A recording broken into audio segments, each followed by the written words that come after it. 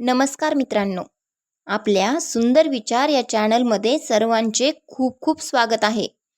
आपण संत शिरोमणी श्री सावता महाराज यांचे चरित्र सुरू करणार आहोत. तर आज त्याचा भाग पहिला आहे. संत शिरोमणी सावता महाराज हे सर्वांच्या परिचयाचे आहेत. चला तर मग आपण यांचे चरित्र सुरू करूया. या अगोदर आपण जर चॅनलवर नवीन असाल तर चॅनलला नक्की सबस्क्राईब करा. आपण हे चरित्र पूर्णपणे सविस्तर मराठी भाषेमध्ये बघणार आहोत. त्यामुळे चॅनलला नक्की कनेक्ट राहा आणि व्हिडिओ शेवटपर्यंत नक्की बघा. संत शिरोमणी श्री सावता महाराज चरित्र. जन्म इसवी सन 1250, शके 1172. निर्वाण समाधी इसवी सन 1295, शके 1217. समाधीस्थान मुक्काम पोस्ट आरण, तालुका माढा, जिल्हा सोलापूर, महाराष्ट्र. हे महाराष्ट्रातील वारकरी संत होते. ते मराठी भाषेतील सर्वाधिक जुन्या काळातील संत होते. त्यांनी मराठी भाषांमध्ये 40 ते 45 अभंग रचले. सावता महाराज हे माळी या वंशात जन्मले. घरी शेती असल्यामुळे ते शेती व्यवसाय करत. ज्या अरण गावी त्यांची समाधी आहे तेथेच त्यांची कर्मभूमी म्हणजे शेती व विहीर आहे. तेथेच ते शेती व्यवसाय करत असतानाच त्यांनी अभंगांची रचना केली. आपल्या अभंगातून महाराजांनी भागवत धर्माची शिकवण समाजाला दिली व तसेच आपण जे काही कर्म करतो त्यामध्येच राम असतो असे समाजाला दाखवून दिले. संत सावता महाराज म्हणजे 12व्या शतकातील एक अद्भुत चमत्कार आहे. कर्मयोगाने प्रत्यक्ष परमेश्वरालाही त्यांनी वश केले आणि आपल्या भक्तीच्या माळ्यात येण्यास भाग पाडले. संत सावता महाराज निव्वळ भजन करत नव्हते तर श्रमिकांचेही ते आदर्श होते. कामात राम आहे, फलाफुळात परमेश्वर आहे आणि समाजसेवा हीच देवाची सेवा आहे. कर्म हीच खरी देवपूजा आहे. हे त्यांनी कृतीने सिद्ध केले आहे. महाराजांचे 40 ते 45 अभंग साहित्यात आढळतात. आता आपण जीवनचरित्राला सुरुवात करूया. ही तर त्यांची प्राथमिक माहिती होती. काय झाला होता हल्ला कल्लोळ. अमावस्येची रात्र. काळजी काळोखाने माखलेली. काळोख एवढा दाट की समोर येऊन एखाद्याने डोळ्यात बोट घातले तरी कळू नये. मिरजेजवळच औसेगाव. अमावस्येच्या त्या रात्री काळोखाच्या बाहुपाशात गुरफटून झोपी गेलं तेव्हा त्याला भावी अनुभवाची चाहुलही लागली नसेल. खरं म्हणजे ते गाव तरी कसलं म्हणायचं. अवघा 100-125 उंबरठा. लोकवस्ती मोजायचीच ठरली असती तर पुरती 1000 काही भरली नसती. एखादी लहानशी वाडी हेच त्या गावाचे खरे स्वरूप. एवढ्या लहानशा गावात राहणारे लोक तरी कसे कितीशे श्रीमंत असतील. पण टोळ्या टोळ्यांनी लुटमार करीत गावांच्या गावं जाळत पोळत धावणाऱ्या ढग पेढ्यांना हे सांगणार तरी कोण. सांगून तरी त्यांच्या मनावर त्याचा परिणाम होणार होता तेवढाच. ते दिवसच मोठे चमत्कारी होते. कुठं केव्हा काय घडेल याचे गणित मांडणंच साधत नव्हतं. राज्य होतं पण राज्य व्यवस्था नव्हती. राज्य कोण करतंय याचा प्रजाजनांना पत्ताच नव्हता. कुणीही उठावे, 5-50 धटिंगनं गोळा करावे, हाती शस्त्र घ्यावं अन मन मानेल त्या गावात घुसून बेशक लुटालूट करावी. उभ्या शेतातील पिकं कापून पळवावी, नाही तर पेटवून द्यावी. लुटालूट करताना कोणीही विरोध करायला आलास तर त्याला कंठस्नान घालावं किंवा त्याचे हातपाय तोडून त्याला जन्माची जायबंदी करावे. तरणाताट्या पोरीबाळींना पकडावं, जमेल तितके दिवस त्यांना भोगावं नि नको वाटलं तर खुशाल टाकून द्यावं. प्रसंगी त्यांना ठार मारावं.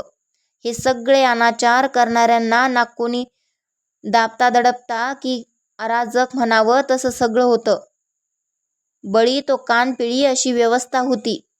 दुर्लभांना कुणी त्राताच नव्हता आणि सगळा समाजच दुबळा पांगळा होऊन पडला होता.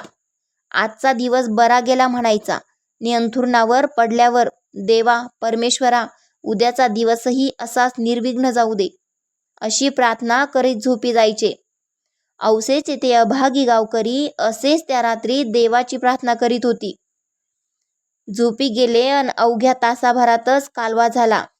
गावाच्या चारी दिशांनी एकदम 50-60 घोडेस्वार गावावर चालून आले. गावाजवळची भरात आलेली शेतं त्यांनी पेटवून दिली.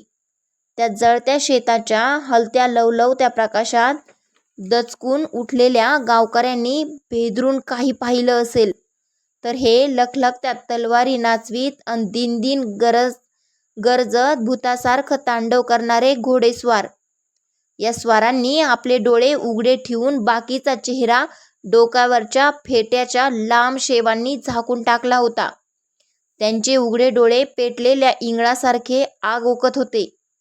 त्यांच्या नंग्या तलवारी समोर येणाऱ्या माणसाचीच काय, गाय म्हशी गाढवं घोडे कुत्रे नि मांजरी यासारख्या पशूंचीही कापाकापी करत होत्या. अचानक आलेल्या त्या धाडीनं साऱ्या औसे गावात हल्लाकल्लोळ झाला.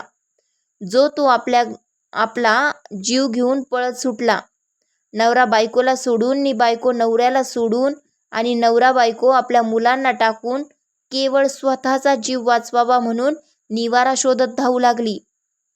पण या धावाधावीतच एक नवलपूर्ण दृश्यही दिसलं. अखेर अवतार श्रावणाचा तो. परंतु माळी आपल्या म्हाताऱ्या आईवडिलांना जीवाच्या कराराने सुरक्षित सांभाळीत औसे गावाच्या विशीबाहेर पडला नि मोठ्या मुश्किलीने आताच्या पुणे-सोलापूर महामार्गावर असलेल्या आरण नामक एका लहानशी गावी आला. या गावी तो का आला हे सांगणं तसं कठीणच आहे.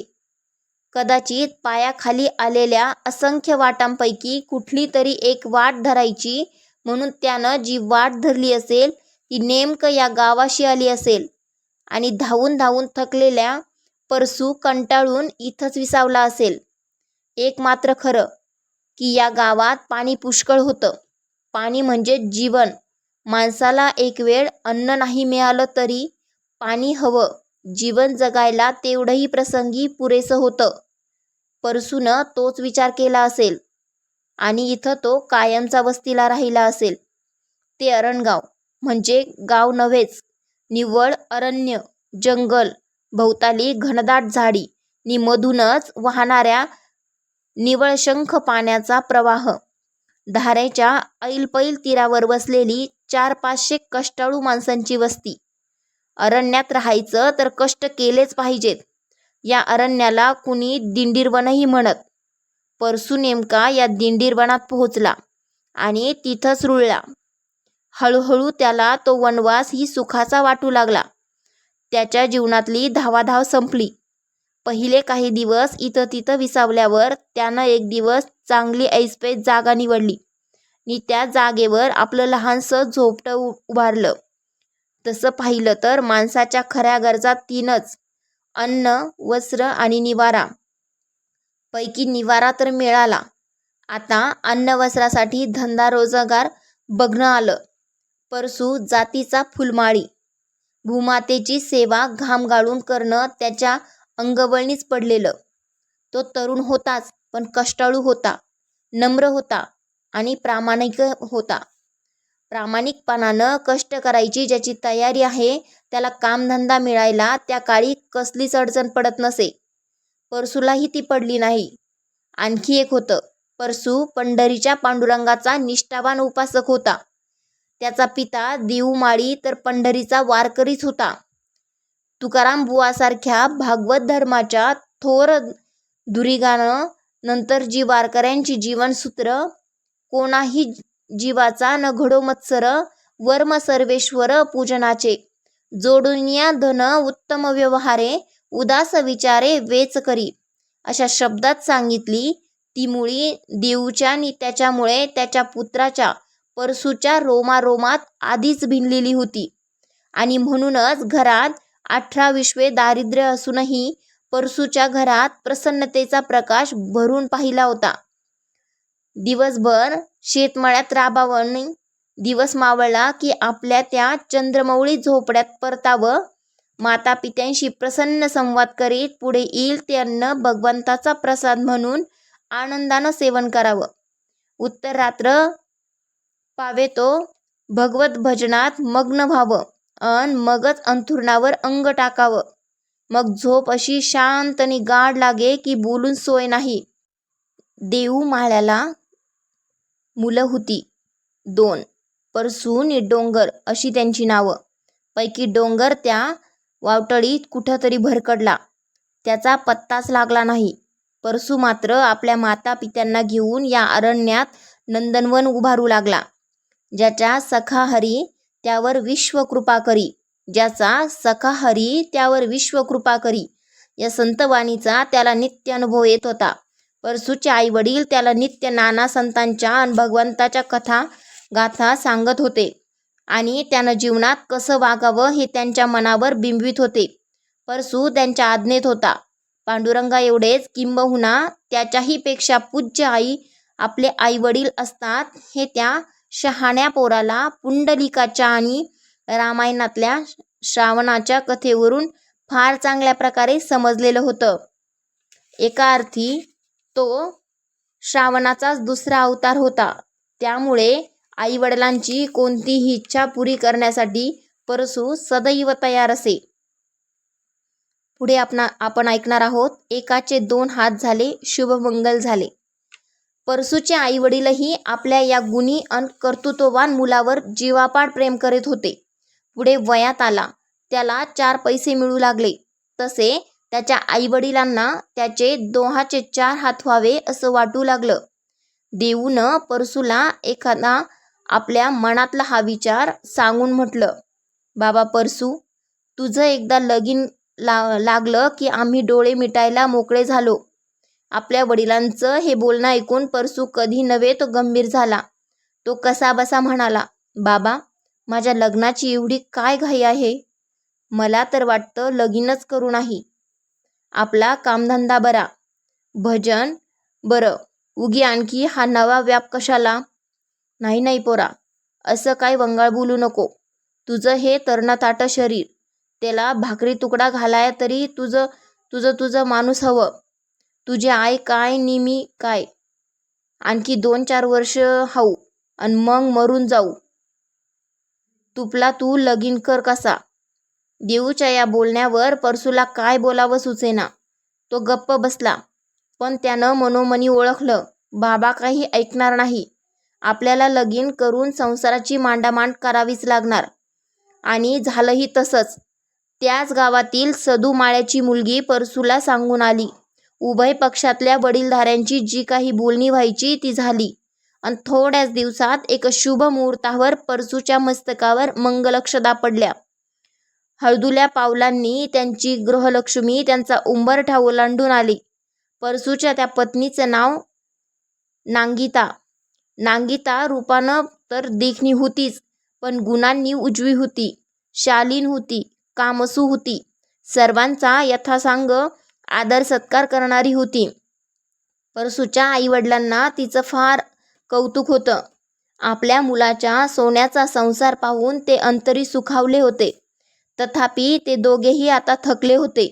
थोड्या दिवसांनीच त्यांनी एकापाठोपाठ या नश्वर जगाचा निरोप घेतला. जो जन्मला आला त्याचा एक दिवस मृत्यू झाला. सावली पतीची सती खरी. त्यांच्या मागे परसू पोरका झाला. त्याला उदास उदास वाटू लागलं. दिवसभर शेतमळ्यात कष्ट करावे नि रात्री घरी परतलं की निवांत नक्षत्र खचित आकाशाकडे बघत बसावं. कुणाशी बोलू नाही की मनाशी हसू नाही. परसूची ही अवस्था पाहून नांगिता घाबरली. तिनं हर प्रयत्नानं त्याला बोलता हसता केला. त्याचं दुःख हलकं केलं. त्याच्या बरोबरीनं ती शेतमळ्यात राबायला पुढं आली. परसूला थोडं बरं वाटलं. या अफाट जगात आपण एकटे पारके नाही. आपल्या सुखदुःखात आपल्याला सांभाळणारी आपली पत्नी आपल्याबरोबर आहे, याचा त्याला मोठा आधार वाटला. दिवसामागे दिवस जात होते. परसू नि नांगिता दिवसभर राबत होती. पण अखेर हे दुसऱ्याच्या शेतात कष्ट उपसणं होतं. एवढ्या जीवघेण्या कष्टानंतर त्याचा मोबदला मात्र हाती येत होता.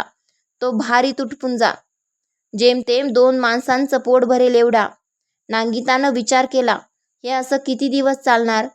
आपला फुलता फळता संसार उद्या मुलं बाळ झाल्यावर एवढ्याशा उत्पन्नात कसं भागणार? यातून काहीतरी मार्ग काढला पाहिजे. काय करावं बरं?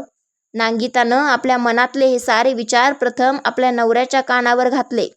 तो काहीतरी बोलेल, काही सल्ला देईल असं तिला वाटलं होतं. पण छे, त्यानं सगळं काही निमूटपणे ऐकलं. बोलला नाही काहीच. नुसता घुम्म बसून राहिला.